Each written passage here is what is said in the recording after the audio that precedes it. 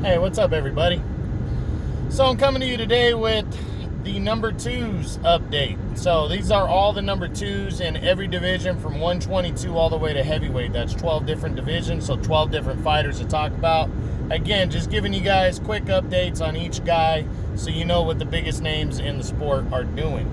And we got some good fighters on this, on this list in this video today. Gonna try to go a little quicker than I did on the number 1's list, but we'll see how that works out. But again, guys, if you like my video, give me a thumbs up. If you don't like it, thumbs down. Subscribe to the channel if you do like it, if you haven't already. I appreciate all the love and support. Definitely leave a comment if you got an opinion. I definitely will reply to everything. And again, I appreciate the love and support. So let's get into it. This is something I'm going to try to be doing probably about once a month, at the beginning of every month, kind of give you an update on the biggest names in the sport.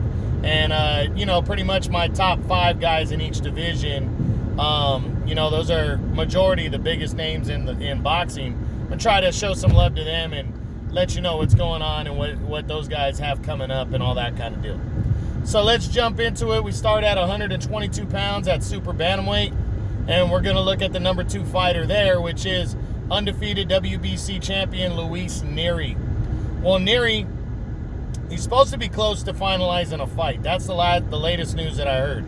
We know he wants to unify titles next, but I don't know how realistic that is because Stephen Fulton just fought in January. He's a WBO champion. Even though that's a makeable fight with the PBC, I don't see them linking up. I don't think the time frame looks solid. Nery hasn't fought since September, and Fulton just fought this past month in January, so I don't see these two guys locking horns.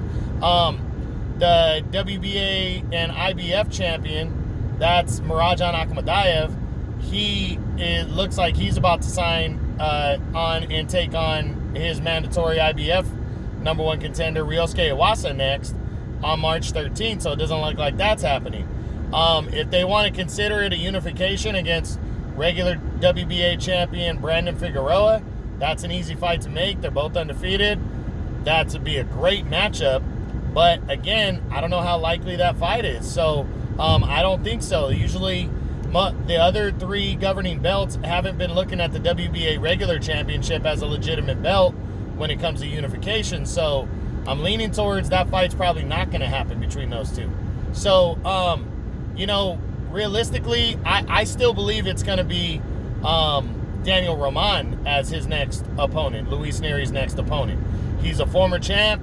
It's a great matchup, a good challenge for Nery, who's still trying to get his feet wet at 122 after beating Aaron Alameda, who is undefeated but little known back in September. He struggled with him, got a decision. It's a new weight class for Nery. I think Roman is a perfect test for him next, the former champ, and still, number 3 on my list. So I think that's a great matchup, and I still believe that's what Nery's going to do next, but I really do expect to hear what he's doing in his next fight very, very soon. So hopefully we'll know by the March report.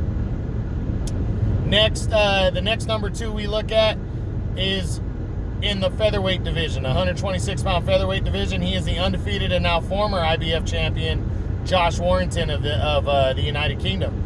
Well, Warrington just gave up his belt within the last few weeks, gave up his IBF title as he was talking about possibly fighting Gary Russell Jr., the WBC champion, next, or Shu Kan of China. Now, the reason he says he gave up his belt is the WBA or the IBF wasn't going to allow a unification with WBA regular champion Shu Kan of China. He tried in 2020 to get that going, but they wouldn't allow it, and the WBA also wouldn't upgrade Kan to super champion, even though their super champion Leo Santa Cruz hasn't fought here at 126 since, I believe, 2019. So it was kind of funny that Warrington would give up his world title instead of make his mandatory against Kid Galahad, which will be a rematch, but I don't think he really wanted to fight Galahad ever. And now the Gary Russell fight looks like it's off the table because Gary Russell says he turned down a $1 million offer from Eddie Hearn to fight Warrington. So now it really looks, Warrington's fighting next weekend, February 13th, returning from a 16-month layoff and taking on some unknown fighter named Mauricio Lara. He fights him, he beats him, he moves forward towards a title shot or towards something. I think it's probably going to be Shuken of China, but that's not guaranteed. Really don't know what Warrington's going to do next with Gary Russell out of the picture and him giving up the IBF belt. So really interested in seeing what he does after that, what his goal is after that, if the Shuken fight is still live, and I'm hoping we got some news about that after he stays active. I think he's going to beat Mauricio Lara, either a one-sided decision or a stoppage in the middle of the later rounds, as he'll get his feet wet again at featherweight and get back into the picture. So we'll see. Number 2 at 130 pounds, super featherweight, is Miguel Berchelt, the longtime and reigning WBC champion in that weight class. Berchelt, well, he's got maybe the biggest fight of his career taking place February 20th when he takes on undefeated former featherweight champion Oscar Valdez. Big time matchup right here. A lot of people are looking at it like a slugfest. I think it's going to be that for a while. I think there's going to be a lot of action here. But if Berchelt is the Berchelt of old, which he's not old at all, but he's been champion for over 4 years, if he's the same Miguel Berchelt that I think we're going to see, I think he's going to dominate and stop Oscar Valdez and push forward towards possibly a unification with Shakur Stevenson, or maybe even a showdown with Vasyl Lomachenko. If Lomachenko wants to move back down to 130, we got to see. But Miguel Berchelt, a win over Oscar Valdez does him wonders, and that fight's taking place February 20th. So a win there also, in my opinion, moves him ahead of Gervonta Davis for number 1 at 130. So a lot on the line for Miguel Berchelt, February 20th on ESPN, and the main event's going to be good. Number 2 at 135, lightweight, is the former unified champion and former 3-division world champion, Vasyl Lomachenko. Lomachenko and Bob Arum hinted around that Loma's probably returning towards the end of the spring, early summer. So maybe late May in that area. We don't know an opponent yet. We don't know if Lomachenko's interested in moving back down to 130 or not. Personally, I think he's staying at 135. I think he wants to settle some business there and get back into title contention. But doesn't look like any of the big dogs are interested in fighting Lomachenko next. I think Lomachenko needs to go after and try to maybe seal himself up as the mandatory number 1 contender in one of the weight classes, because he's number 2 in the WBA and the WBO, and he's number 1 in the WBC. So I think he needs to go try to lock up a world title shot. I think the biggest name he could possibly fight is Devin Haney, but I don't think Haney's going to want that fight now. And I think maybe it might be a lower level opposition for Lomachenko, but good, who cares? Get back in there, shake off that rust, and work your way back into a bigger fight in the second half of the year is what I think Lomachenko should do. Go get a knockout win. Make yourself the mandatory challenger at one of the belts that Lopez holds on to. That way, or 2 of the belts, or 3 of the belts. That way Lopez can't duck you, and his only option is give up his titles or rematch. So that's what I think Lomachenko needs to do next, and I hope he does do that. Next at 140, number 2 there is the undefeated WBC WBO unified champion Jose Ramirez of Fresno, California. Ramirez, it looks locked up May 8th on ESPN. He is going to be trying to become the 6th ever 4-belt undisputed world champion when he challenges fellow undefeated and unified champion Josh Taylor of Scotland. Big time fight right here. These 2 guys are going to go at it. It's a really big fight. I can't wait to see it. I think it's going to be great. Looks like May 8th. I don't think they're 100% finalized yet, but it looks like May 8th. And again, this is history right here. Ramirez, if he unifies all the titles, he could fight Teofimo Lopez next. He could move up to 147. The options are unlimited for Ramirez if he gets a win over Taylor. So big time fight. Can't wait to see it. Looks like May 8th on ESPN in the main event. Okay, number 2 at 147, welterweight, the undefeated WBO champion, Terence Bud Crawford. Really don't know. Right now, Bob Arum says he doesn't have any interest in Crawford against Sean Porter. But Errol Spence looks like a rematch with Sean Porter. He's overlooking that towards a possible unification bout with Yordenis Ugas, who just was upgraded to super champion for the WBA. So Spence is trying to lock up the 4 major belts He's already got 2. A win over Ugas gives him another one. So I think Spence and Ugas are very likely. Then why doesn't the WBO mandate Terence Crawford to fight Sean Porter next? He's already the number 1 contender. Make him the mandatory number 1 contender so they can force this fight to happen. Bob Arum lowballed Sean Porter, only offering him $1 million for the fight. That ain't going to happen. He's got to make at least $2 to $3 million for this fight, in my opinion. I don't know if that's going to happen right now. With Crawford's contract expiring with Top Rank in October, Bob Arum's probably only going to have him fight 1 time prior to that. And to be honest, looking at the top 5 guys that could fight him, in the WBO, Sean Porter, I hope so, but it looks like Bob Arum doesn't want that one. Then you got, I think Ryan Garcia, who's number 2? It's not Ryan Garcia, I'm sorry. It's one of the other big names, I believe, is number 2, or Mikey Garcia is in that mix. I'm drawing a blank on the number 2 fighter right now, but I know Mikey Garcia is number 3. That fight ain't going to happen. Then you got Custio Clayton, looks like maybe the most logical opponent. He fought hard against Sergey Lipinets. I believe that was a few months ago. Fought hard against him, almost upset him. I think that was in October. They fought to a draw. He's undefeated. I think that would make more sense for Crawford if he's just trying to stay active, because number 5 is the Mean Machine, who Crawford already knocked out and beat. So not a lot of big options for Terence Crawford right now if he can't get Sean Porter in the ring. So sad that Bob Arum's not interested in that big super fight. He's only interested in Spence and Crawford, and to be realistic, that fight's just not going to happen until Crawford is away from Top Rank and can sign with the PBC. So we'll see. I'm hoping to hear some news soon about Terence Crawford. Okay, number 2 at 154 is former Unified Champion Jarrett Hurd. I don't know what's going on with Jarrett Hurd. We haven't heard nothing. He hasn't fought since January of last year. Haven't heard anything about what he possibly could be doing. We know Erickson Lubin said he'd like to fight him, if him or Julian J. Rock Williams next, for the vacant WBC belt, but we don't even know if Charlo's given up that belt. Charlo looks like he might be fighting Erickson Lubin next if he's going to go for all 4 belts. I think it's really dependent on the Brian Castano-Patrick Teixeira fight.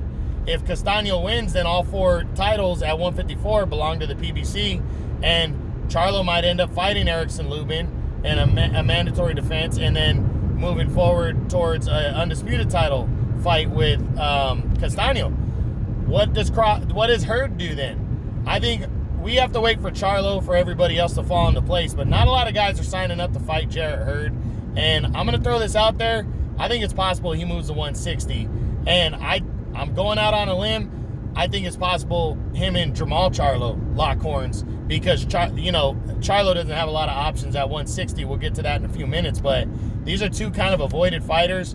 Charlo's riding a lot of confidence right now. He's a champ. So I really think it's possible we could see that fight happen. But again, we'll talk about that in a second. But other options for Hurd at 154, I don't know. You would think they're unlimited with him being a PBC guy, but I think it's a lot of guys are avoiding him, and that's why. So we'll see. Hopefully we hear something by next month's number 2's report.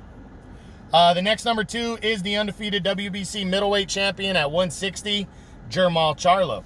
Charlo, again, not a lot of options, it seems like, for his next fight. Not a lot of guys signing up. He's saying whoever his next fight takes place against, the guy has to be vaccinated for COVID.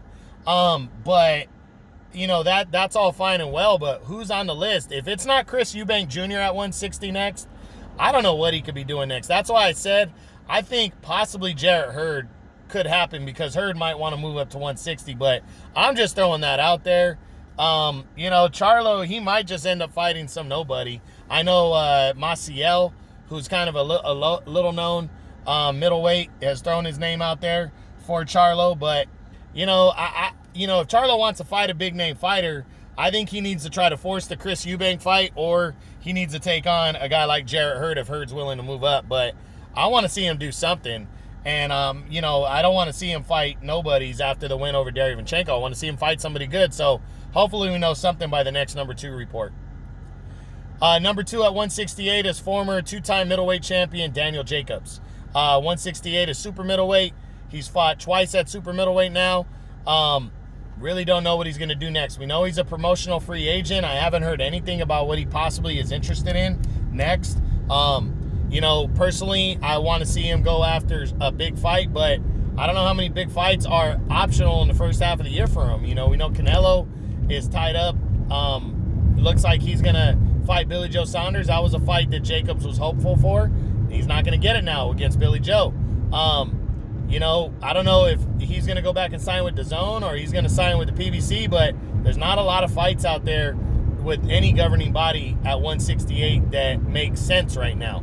So I think Jacobs is likely just going to stay busy in his next fight and maybe shake off that bad performance against Gabe Rosado and fight somebody so-so and maybe get a knockout win to kind of staple his name down. He's ranked high in the rankings in the WBO. I think it's possible him and Zach Parker could go at it, but does he want to take that risk? But that would mandate him as a number 1 challenger to the winner of Canelo and Billy Joe Saunders that's taking place in May. So I think Zach Parker would be down for that fight, but is Danny Jacobs. So we just got to wait and see what Danny decides to do. I hope he does something good, though, in his next fight. But we'll keep you updated. Number 2 at 175, light heavyweight. That's undefeated, unified champion, Artur Beterbiev. We know Beterbiev is returning March 20th on ESPN from Russia when he makes an optional defense against Adam Dienz. I think Beterbiev is going to blow right through that guy. The question is what does he do after that? By the time that fight happens, it's going to be close to a year and a half of inactivity. He was trying to get in the ring last year, but a lot of issues kept him out of the ring. Now, we know March 20th is the working date. If he gets through that, what's after that? I mean, he has a mandatory against Meng Fanlong for the IBF belt. I think he probably does that next. And then possibly Gilberto Ramirez or possibly unification, which could be undisputed, or unification with either Joe Smith Jr., which is a very makeable fight, or Dimitri Bivol. So I'm hoping it's a 3-fight year for Beterbiev. Maybe he fights in March, maybe in July, and comes back in November, December with a big one. So we're going to see, but he's got to get through Dienz on March 20th. We'll give you a little more update on what else could happen after that as we get closer. Hopefully we know something by next month. Number 2 at 200, cruiserweight, Junior Dortigos, the former 2-time world champion. I heard that he possibly is in line for a WBA eliminator or a regular title shot, but that's unfounded. We just know he's kind of like the next guy up, but coming off the World Boxing Super Series final loss, I think it's possible Dortigos could still move to heavyweight or the new Bridger weight that they're making. I think he wants to see how that plays out, but I'm hoping we hear something by the next Champions Report, because 200 is wide open, and nobody's done more than Dortigos outside of Maris Bradis. So Maris Bradis, looks like he's moving to heavyweight, so this division's wide open. We're going to see if he can take it. Okay, and finally, number 2 in the heavyweight division, the unified 2-time champion, Anthony Joshua. We know Eddie Hearn said that he hopes to get this fight done within the next couple weeks, so it looks like the fight with Tyson Fury for the undisputed heavyweight title is coming for, I think, May or June, and it's going to be for the undisputed crown, which is one of the biggest fights in history. By the time the fight happens, there'll be the 7th man likely to unify all 4 belts, since the belts have been around which is about 30 years. All 4 titles have been around. So this is huge for boxing. It's going to be the biggest fight of the year if it gets made. And I hope by the next number 2's report that I do next month, that I'm announcing that Tyson Fury and Anthony Joshua is locked in stone. They got a date. They worked out the DAZN, ESPN deal, however that's going to work, and we see it going down. So that's it, guys, for the number 2's report. Those are all the number 2 fighters in the 12 divisions from 122 to heavyweight. I hope you guys enjoyed it. Hit the like button. Let me know what you guys think. Subscribe to the channel. That's True Boxing. You've been hit with the truth.